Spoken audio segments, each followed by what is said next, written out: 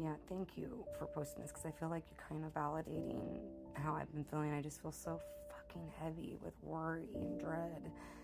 And so it's just, I'm just sitting here trying to understand why I'm feeling this way. And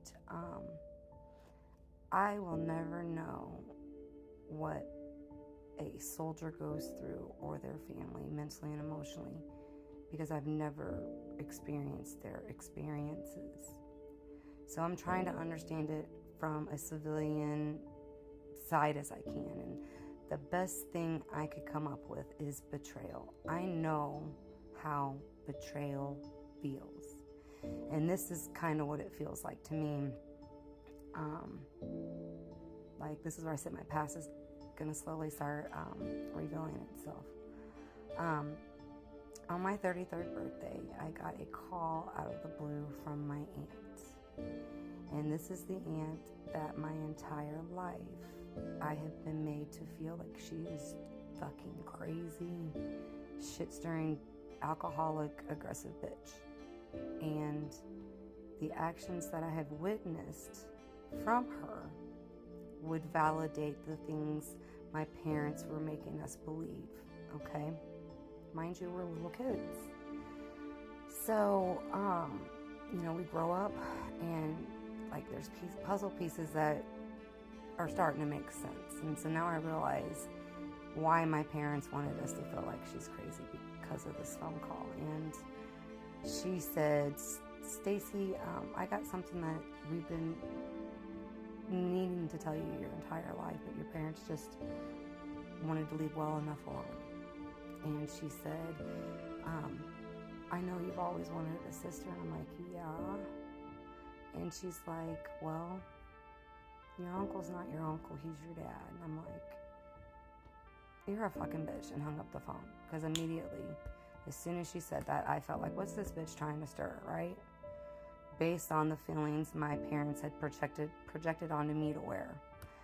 And so, I don't remember if it was the next day or a few days later, my dad just came over and he's like, hey, did your Aunt Connie call you? And I was like, no. And I felt bad lying to him, but I was just like, I didn't want to put him in that place. Like didn't want to be there. And so we start talking about feelings and stuff. And, he had taken my daughters, my first two daughters, my youngest hadn't been born yet. And, on a train ride to Chicago for a nice trip. And on the way back, they were both,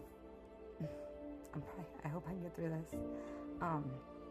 They were both, they had fallen asleep on his lap, and he had looked down on him, and he just said, I don't know what I would do if I ever found out I wasn't really these girls' grandpa. And like that just like hurt me, and he was crying as he was saying this, and I had never seen my dad cry up until this point.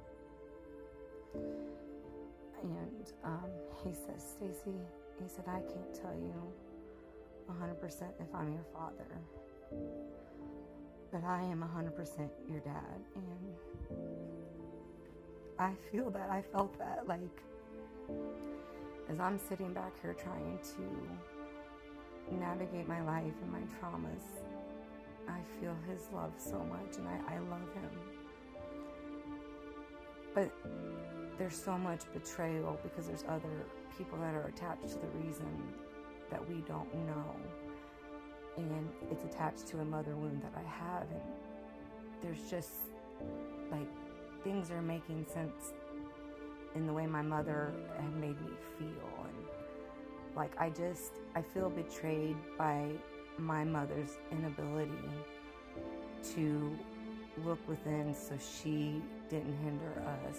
And the betrayal is, I feel so far behind from people my age with children, and I feel like a failure. I just feel like there's just so much time lost that could have been prevented. And so that's where I say I understand the level of betrayal, and that's the only thing that I can kind of like step out so I can be in the mindset of this young man's parents, of the young men and women that are active or retired in service, and how they feel about the stories and the way they were propped up in order to encourage them and inspire them to go fight wars. Like seeing one of their own basically be made to feel like a mental case terrorist sympathizer, I think is a lot. Like, because as I'm learning this process of, healing my wounds, there's a lot to unpack, and it's just a lot to process. And so I cannot imagine the time given, the just the mental pain that these soldiers that have been over there go through, and how many of their families have ended up in divorce or ended up in domestic violence situation because of the positions that our government put these men and women through. How many families have been broken up? And that's where I'm talking about, like, the sense of betrayal, like, because that's how you really feel about true Americans, because your love for soldiers is conditional. It's based on the conditions of you falling in line with their mission and not asking any questions. And I know how that feels. I know how that feels from somebody that is supposed to be entrusted with your care and somebody that you love, and you're confused about why they're making you feel this way about yourself. Like, when they tell you one thing, their actions are another. Like, it's so gaslighting, narcissistic, like covert narcissistic behavior. Like, I feel like the soldiers directly have a domestic violence relationship with the U.S. American government, and the American government's reaction and response, basically whitewashing the internet of Aaron Bushnell being an American soldier, so they can push the narrative that he was an American with mental illness that was a terrorist sympathizer.